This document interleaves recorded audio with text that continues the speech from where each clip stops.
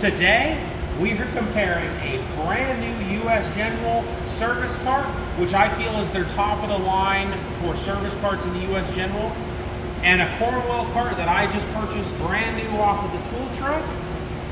This one, I think I got a fairly good deal at $1,800 that I personally paid for. It was not given to me, and I'm reviewing that against this cart that only cost $600, no coupons. I walked into the store, bought it just today, paid full retail for that. That cart, I believe, retails at $2,800 right now, which is just absolutely insane in my opinion. I'm not going to try to be a Harbor Freight fanboy here, you know, but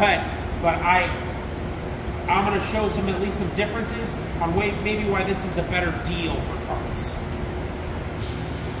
A couple of similarities between the carts are they both have the lock and unlock feature at the back. A lot of manufacturers use that style. You can see that between this and this. The actions feel very similar. They both work fairly effectively.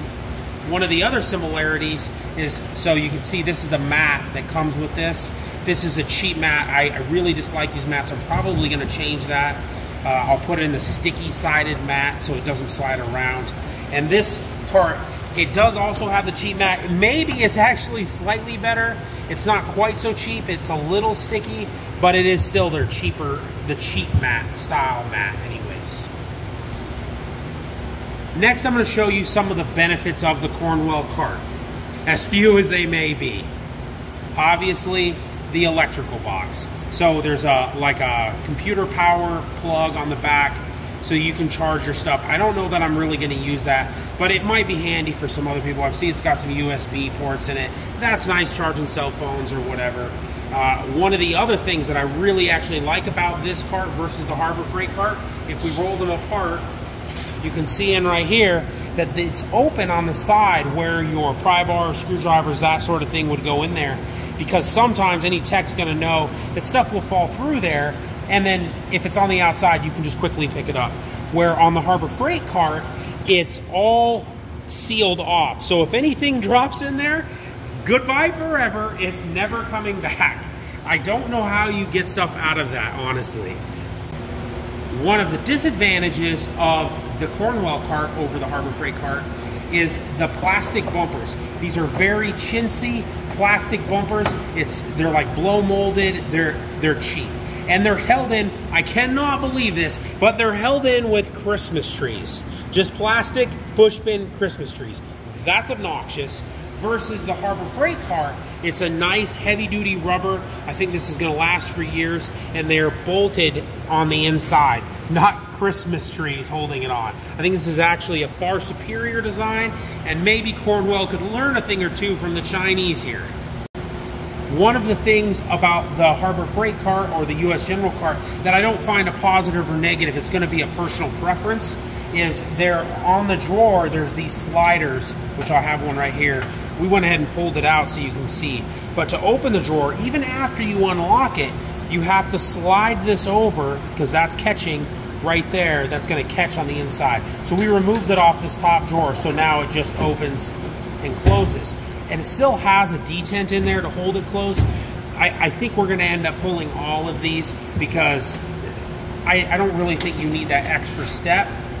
But when you have the lock up there for if you're rolling it, I mean, maybe it's a preference thing, where these obviously don't have a detent, or don't have the lock rather. It just has the detent, which actually I think this detent is a little bit more stiff. I'm not going to go Project Farm and measure how much pressure it takes to open an empty drawer, although that would be fun to do. You're not going to see it in this video. One thing here on preference for the drawers, which depending on what kind of work you do, maybe you would like it this way. You have all the drawers are the same depth on the Harbor Freight cart versus one deep drawer, but not as deep as the deepest drawer in the Cornwell. Sometimes with bigger case tools, if you're going to have those, you would need the bigger drawer. So this has one deep drawer, one medium drawer, and then 3 shallow drawers, which I think as far as drawer depths, I prefer the Cornwell cart, but still the US General is winning over in general.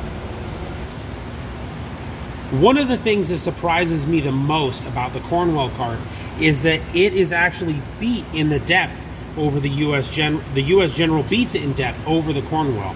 So here you can see it's almost 20 inches, but not quite. And here you can see that extra inch there. And it's actually a little more than an extra inch, which if you ask any woman, she's gonna tell you the extra inch really means a lot. So a lot of techs, me included, keep sockets in the top of our tool cart standing up. And so, you know, maybe the height would vary, or maybe like Noah over here, where you just ruthlessly pile tools into where it's just a mountain. You really want the depth so you can close the lid at the end of the day and just basically be gone with the mess, deal with it another day. Well, the overall depth here is, what is that, about 6 1/4 inches. And surprisingly, yet again, the US General beats it almost 7 inches. What is that, like 6 15/16? That's what it looks like, which not a whole lot of difference, but maybe that would mean you could just pile a little bit more tools in there and still manage to close the lid. Or again, if you had the like maybe a long-handled pry bar here, you'd be able to fit. Isn't that a problem with your other cart, Noah, where you can't fit your long-handled pry bars and still close the lid? What a pain in the ass. Like you have a spot for your pry bars and you can't fit and close the lid. Well, I think both of these carts are going to be able to manage even the largest pry bars. And the last thing we're going to talk about today is the casters. These have a nicer quality material in the casters, I think, for the Harbor Freight cart. It's more of a, I think, just a heavy duty caster. And also, I don't know if you can see it in this, but there's a grease zerk right in there. So when you need to grease your wheels because you're leaving this shop, you can do it on the Harbor Freight cart. And we'll move over to the Cornwell cart and we'll see. These have a hard plastic, which, by the way, notice this is a fixed caster. This comes with 2 fixed casters and 2 swivel casters, which these are a hard plastic. I don't think these are going to make it a long time. I feel like this is going to be a failure point here.